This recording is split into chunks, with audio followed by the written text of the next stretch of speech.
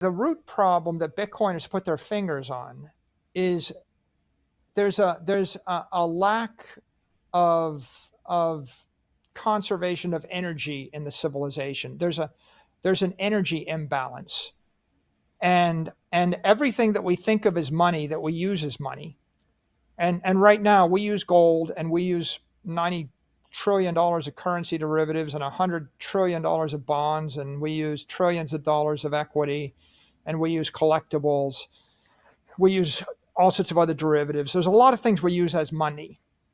All of those things we use as money are low velocity, inefficient transmitters of energy that drain energy. And the cost of that you could measure in the tens of trillions, 10 trillion, 20 trillion a year.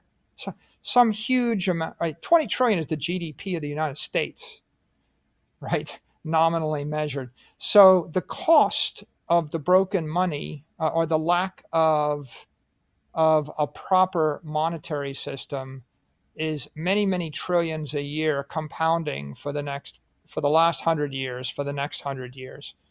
Fixing that is, it's no different than if you're an athlete and you were bleeding a pint of blood an hour, and I didn't stop the bleeding, right? I mean, the number one rule of triage is stop the bleeding first. Well, first make sure you can breathe, Totally, right? yeah. 3 minutes without air and you're dead, and then make sure your bleeding stops, because you'll bleed out in a few minutes. And then after that, figure out what the rest of the problem is. So I think that we should think of ourselves as trying to stop the bleeding. The source of the bleeding is a lack of effective money, and the human race has never had an effective money, a mathematically sound, thermodynamically sound money, right? Gold was the closest thing, but it's way too inefficient. It bleeds energy too fast in time and in space, right? You can't really use it. So we now have a situation where 10 basis points of the civilization has a limited, has an effective store of value. And of course, nobody has an effective medium of exchange, right? So you could probably say it's like 2 or 3 or 4 basis points of the entire economy is efficient.